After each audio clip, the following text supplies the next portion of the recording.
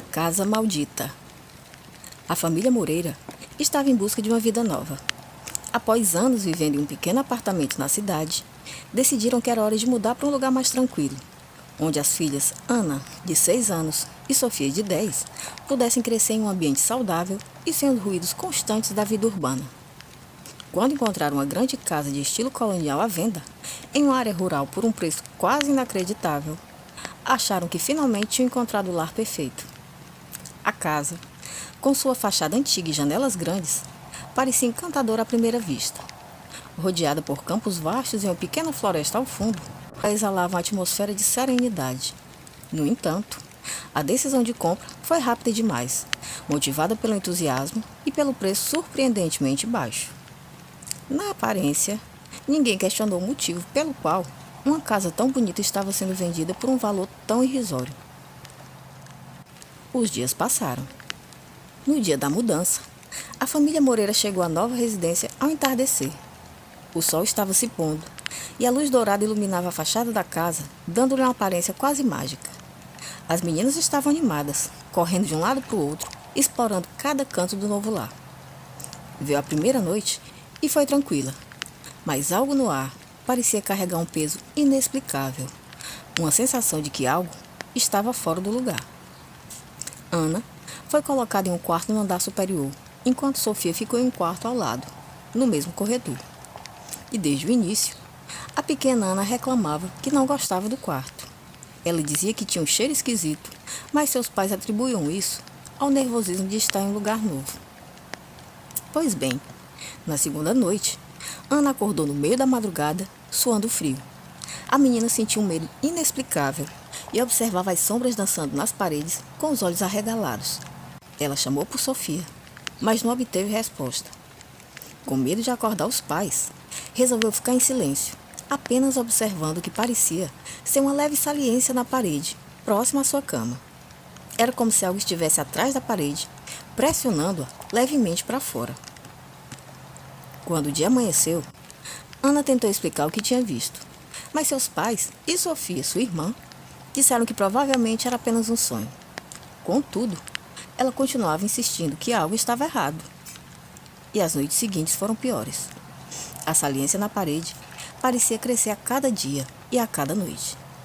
Ana começou a ouvir um som baixo e ritmado, como uma respiração pesada que vinha diretamente daquele ponto, o edema na parede. As queixas da menina logo foram tratadas como delírios infantis. Sofia, a irmã mais velha, já irritada com os pesadelos constantes da menor, pediu para não ter que dormir no mesmo quarto, o que fez com que Ana fosse obrigada a dormir sozinha. Isso porque, desde as queixas da menina, a irmã mais velha tinha passado a dormir com ela. A situação continuou piorando.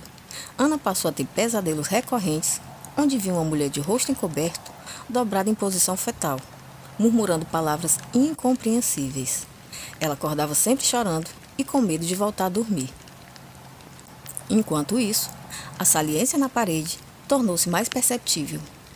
Em uma tarde, enquanto a menina brincava sozinha em seu quarto, tocou a parede e percebeu que naquele ponto ela estava morna, quase viva. Sentiu um leve pulsar, como o bater de um coração. Desesperada, correu até seus pais e eles, novamente, minimizaram, desacreditaram a menina, atribuindo suas sensações à imaginação fértil de uma criança. Anoiteceu outra vez, e enquanto os pais dormiam, Ana foi acordada com um som alto, como se algo estivesse rasgando a parede. Trêmula de pavor, ela observou impotente, enquanto a saliência finalmente cedia e o gesso se partia, revelando uma forma humana encurvada, presa entre a parede e o assoalho. A forma pulsava, como se estivesse respirando, e então, com um som horrível, arrebentou, espalhando os detritos da parede pelo quarto. Gritando, Ana fugiu para o quarto dos pais, e o som acordou a todos. Ao verem a cena, eles, enfim, perceberam que algo sobrenatural estava acontecendo. A forma na parede finalmente começou a ganhar definição. Era uma mulher, ou o que restava dela, com traços visíveis de angústia e sofrimento gravados em seu rosto. O quarto estava frio e o cheiro de mofo e morte impregnavam o ar. Desesperados, os pais de Ana começaram a investigar a história da casa. Descobriram que décadas atrás, duas irmãs haviam morado ali. A casa era um legado da família, e a mais nova, em um pacto com o demônio. Sim, em um pacto de magia negra, ela decidiu que queria tudo só para ela. A irmã mais velha foi vítima de um ritual, onde seu corpo foi fundido às paredes da casa, como uma maldição eterna. Já a irmã mais nova conseguiu a casa como queria, mas logo depois enlouqueceu e atentou contra a própria vida, deixando a propriedade deserta ao longo de vários anos. A presença do espírito da irmã mais velha havia ficado presa na casa, esperando por uma oportunidade de se libertar. E essa entidade, agora liberta, começou a manifestar-se de forma violenta. Objetos eram arremessados pela casa, e um constante som de lamento ecoava pelos corredores. A família, então, tentou fugir, mas descobriu, tardiamente, que estavam presos dentro daquele lugar. Portas e janelas já não se abriam, e a presença sombria daquela mulher terrível os cercava, levando-os ao limite do terror. A salvação veio de uma forma completamente inesperada. Ana, em sua completa inocência, aproximou-se daquela figura distorcida que se formava no chão e começou a cantar uma antiga canção de ninar, que sua avó costumava cantar para ela. O espírito reagiu, e por um momento, sua forma grotesca se suavizou, assumindo a aparência de uma jovem mulher que olhou para Ana com olhos cheios de tristeza. Nesse instante, a casa começou a ruir, como se não pudesse mais sustentar a maldição que a mantinha de pé. A família só então conseguiu escapar e, por pouco, correndo em direção ao campo aberto, onde ficaram observando em choque, enquanto a casa desaparecia em uma nuvem de poeira e escombros. Com um estrondo final, as paredes desabaram, libertando a alma aprisionada. A cena foi de pura devastação e terror. As paredes da casa começaram a tremer, como se uma força gigantesca estivesse pressionando-as de dentro para fora. Rachaduras serpenteavam pelas paredes, abrindo fendas profundas que revelavam a escuridão oculta no interior da casa. O som do gesso se partindo e das vigas de madeira se torcendo era acompanhado por um grito agudo, quase humano, que parecia emanar do próprio coração da estrutura. Era como se a casa estivesse viva e em agonia. A saliência, que antes marcava o lugar onde o espírito estava preso, agora se expandia, inchando e pulsando de maneira grotesca.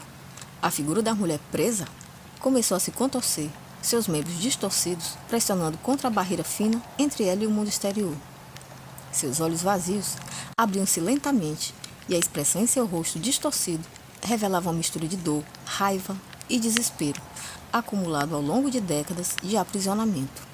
Por fim, com um som terrível, as paredes explodiram, lançando pedaços de material para todo lado. A forma do espírito, antes indefinida e amórfica, emergiu no meio daquele caos de poeira e destroços. O que antes era um corpo em posição fetal, começou a se desenrolar em uma nuvem gigantesca de poeira, com movimentos lentos e cheios de sofrimento, como se cada articulação daquela nuvem negra estivesse sendo forçada a se mover pela primeira vez em vários anos e, por fim, se dissipar. Observando ao longe, a família sentia a ameaça de o chão ceder sobre seus pés, enquanto de dentro da casa ecoavam sons de tábuas de madeira estalando e partindo-se, com o peso da maldição que a sustentava. A casa inteira parecia estar ruindo em um colapso lento, como se estivesse sendo devorada de dentro para fora.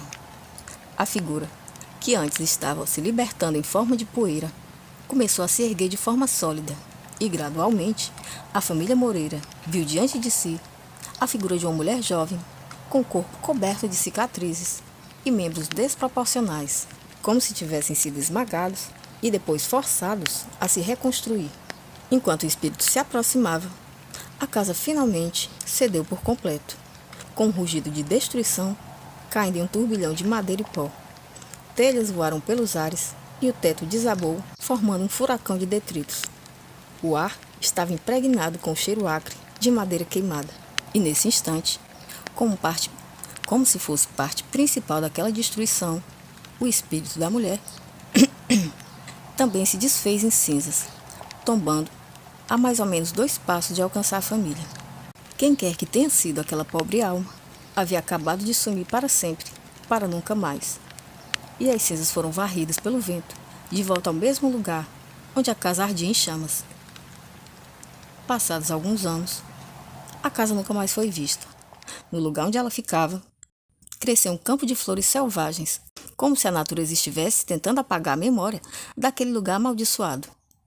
Ana, Sofia e seus pais tentaram seguir com suas vidas, mas nunca mais foram os mesmos.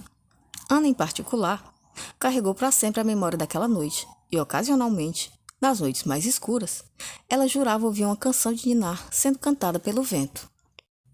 E quando isso acontecia, ela não podia evitar de lembrar daquela mulher, daquele breve instante em que ela pairou no ar, flutuando acima dos escombros como se estivesse em paz. Seus olhos, antes cheios de dor e angústia, brilharam com a tristeza melancólica por um instante, mas também com uma expressão de alívio. A alma aprisionada estava finalmente livre. Ela olhou para Ana, naquele último instante em que faltava 2 passos para alcançá-la, e que a menina a encarava com olhos arregalados e cheios de terror. E ela nunca esqueceu que viu naquele último instante um sorriso que parecia esboçar gratidão, antes que o vento a viesse se transformar em um turbilhão de cinzas, em partículas de luz que foram levadas pelo vento, dispersando-se na escuridão da noite, ao juntar-se aos escombros da casa. E o que aconteceu logo em seguida foi que a família, atordoada e suja de poeira, ficou em silêncio, observando as ruínas, sem saber ao certo o que tinha acabado de acontecer. Sentiam-se como se tivessem sido arrancados de um pesadelo, ainda incapazes de compreender totalmente o terror pelo qual tinha acabado de escapar. O ar, carregado de uma estranha calmaria, estava assim desde a primeira vez que chegaram àquela casa. E também foi a primeira vez que o ambiente parecia verdadeiramente em paz, que foi como lhes tocou viver daí por diante, na nova casa que, ainda que tenha sido construída sob os escombros da antiga, agora se via rodeada de jardins verdejantes, paz e absoluta tranquilidade e paz espiritual. Bom, gente, a história de hoje está contada. Se você curtiu, conta pra gente, deixa like, se inscreve, que ajuda muito o canal. Um abraço bem grande para todo mundo e a gente se vê no próximo vídeo. Até lá!